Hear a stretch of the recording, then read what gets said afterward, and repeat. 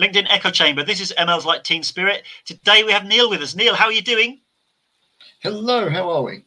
Really good, thanks. Neil, I'm building a world map of exotic locations where all my interviewees are based. Tell me, where are you dialing in from today?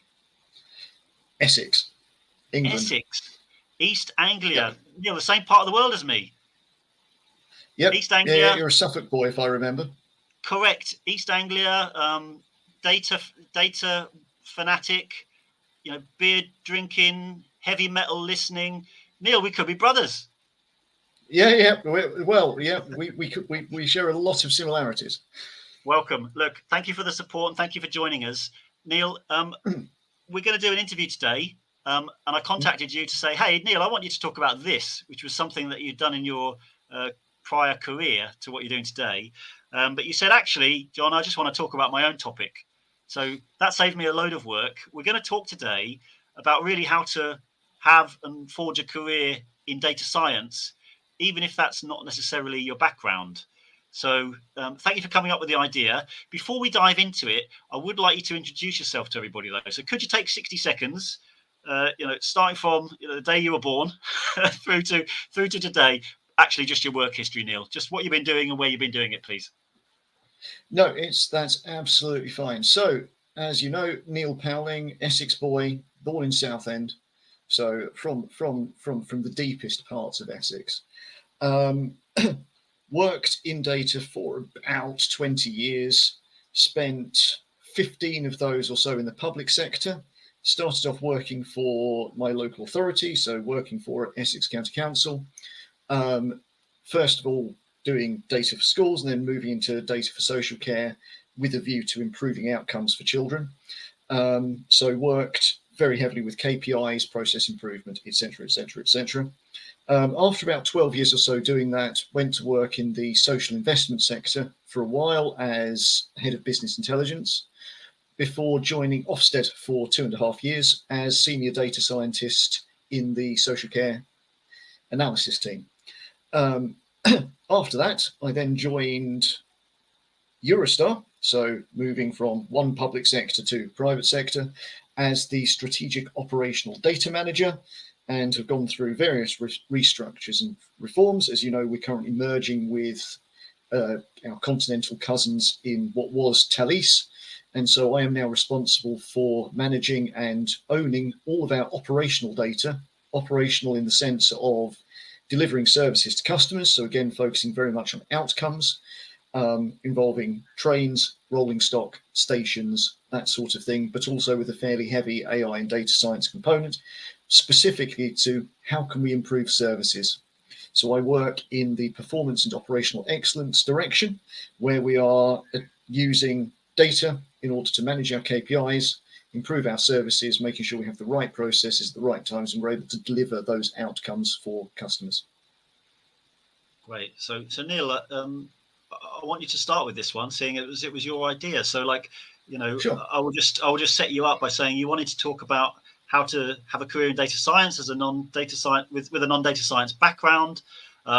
It excited me straight away because I can either see people regularly talking about this in my LinkedIn network. Kate McDermott, she's a recruiter, regularly says this kind of thing as to like leaders that don't need those skills necessarily, and even people I worked with who were completely non-technical but could have made good analytics leaders.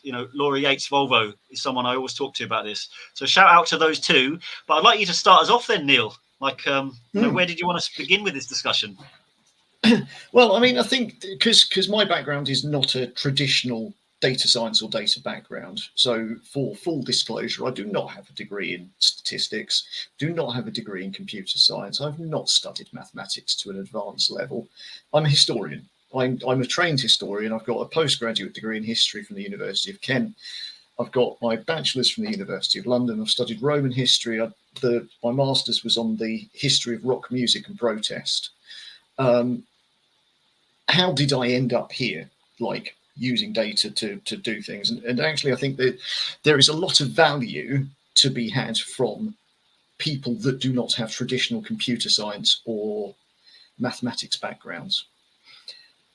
In many cases, the reason why I think there is value is because what's the point of what we're doing? why do we do the job that we do? And you've heard my background. It comes from process improvement. It comes from outcomes. It comes from delivering better services. We do the job we do to provide better outcomes for the people that we work for. So when I was working for Essex, we provided better outcomes for the children of Essex. When I was working for Ofsted, it was so that we could make sure that the children who were at risk of abuse and neglect had the best protection they could. Okay, at Eurostar, fine. We're running trains here to there. We're making sure that people get where they need to get to, where they're going to on time. We are doing it in a sustainable way, and we're doing it in a way that means they don't have to fly somewhere or like drive somewhere. So they have the service that they need. It's about outcomes, actually. And coming from a history background, one of the things that you need to do is to be able to take bits of separate data and to create, or bits of information and create a narrative of change and say, why has something happened? And we do that in the process of analysis anyway. So when you think like public sector, preventing children from being care, improving, why do we need to improve? Are the outcomes that we've got good enough? Are the processes that we're doing good enough? Where are the problems? Where are the opportunities? Where is the best practice? And so it is being able to create that narrative of change so that we can deliver better outcomes. And all too often, if you are focused too much on the algorithm, on the sums or the method, or even the indicator, you are missing the point of why we're doing it. It's the ability to take information, to process it into a narrative, and to tie it in with a wider outcome is actually why we're here. It's not to provide a clustering algorithm. It's not to provide like a large language model or whatever. It is to provide better outcomes. And actually, there is a lot of value in coming from different disciplines to be able to focus on those outcomes. And that's really the point of what we're doing, why we're here, and why we use data science.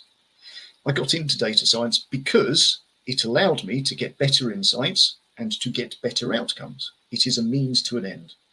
It is not the end in and of itself. Yeah, I mean, I really relate to it. I've done everything that you've just said on your flow there. You know, I was a younger guy thinking, if I can just be the best modeler on my department, maybe that will help me. And now that I'm old, I see how laughable that comment was. So, trying to be develop the most technical solution. It was only as I went through the gears and became a bit older that I figured out, hey, if I actually talk to people about what they're trying to do, I might be able to make a better suggestion. So I guess the big tip there is trying to stay in touch with the outcome, work with people, and collaborate. So you get if you can't see it naturally about what folk are trying to do in the business, make it your business to go and try and find out. Have them explain it to you, so you can try and work together. Like, well, what should this analytical thing be that I'm putting together here? And of course, there's all those business bits, Neil. Actually, I need it next month. This is not an academic thing where it's just like disappear for months and do it.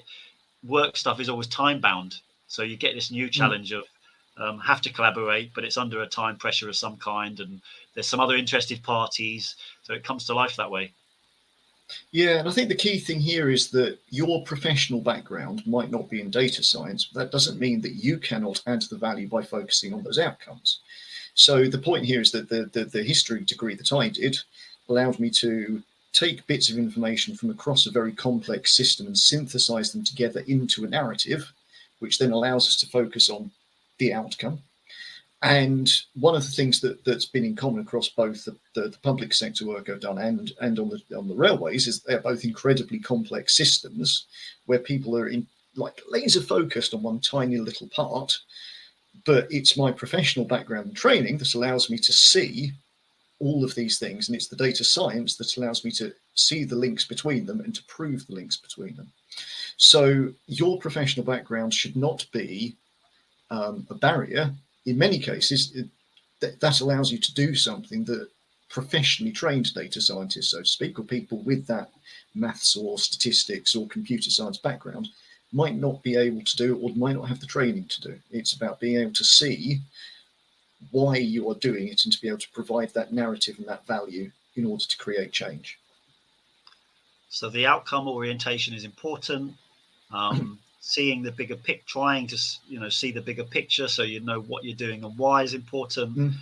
Neil, what are your tips though for someone about the individual level and the skills that they're going to need? So if they didn't come from, they didn't roll out of the lab at university with maybe many programming skills, or they've not touched analytical tools, what would be a set of things they can think of, or a program they can follow to fake it until they make it?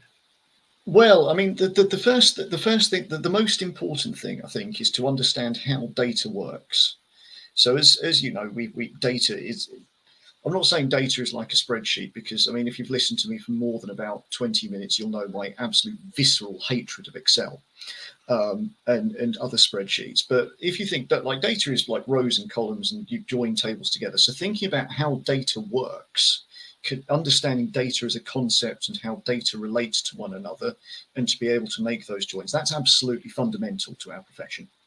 Okay, so you can't fake not understanding data, but you can quite easily fake, we'll say, statistics or Python, for example. I've never learned Python. I dabbled a bit in R back in the day, but my R skills are very rusty. But there are enough, how do you put it, low-code stroke no-code tools available, and I make no bones about it. I love them.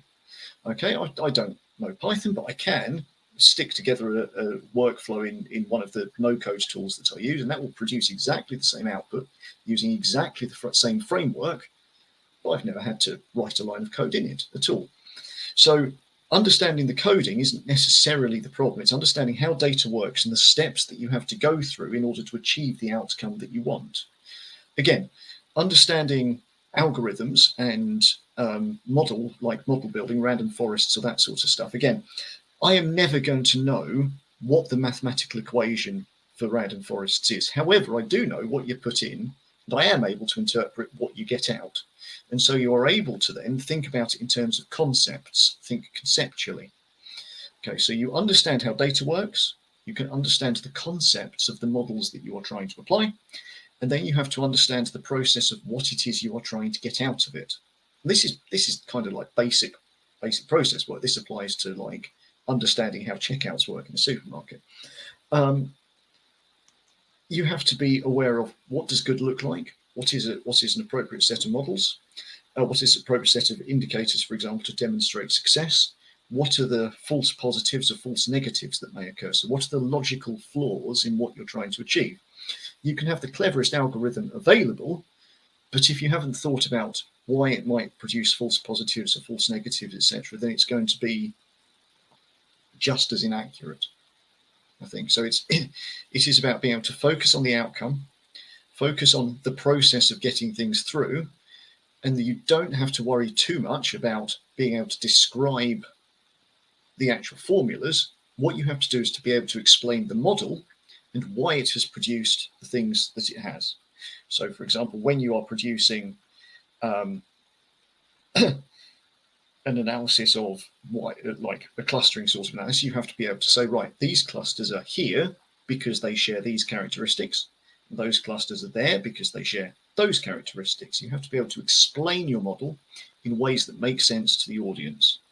Do you have to explain how the clustering algorithm works? No, no one cares. They really don't. These things are standard now. Good. So summarizing that, so kind of knowing the workflow, working with data to some extent, I agree. So, it's just one step beyond an Excel, isn't it? So like being able to pivot, sort, dedupe, there's just certain little pieces of tricks you need in your arsenal to be able to get on with your job. And then really it's the methods, isn't it? So knowing methods, how are they applied to different use cases, and some of the watch outs. But if you deliver them in a rapid, no-code style and get with your customer faster, you stand a chance of being successful. Neil, thanks for taking us through that. I've got good news and bad news, Neil. The good news is you survived the first interview with me. Yeah, congratulations. Bad news is we're hitting time. So thanks for that, Neil. Ladies and gents, this has been ML's Like Teen Spirit.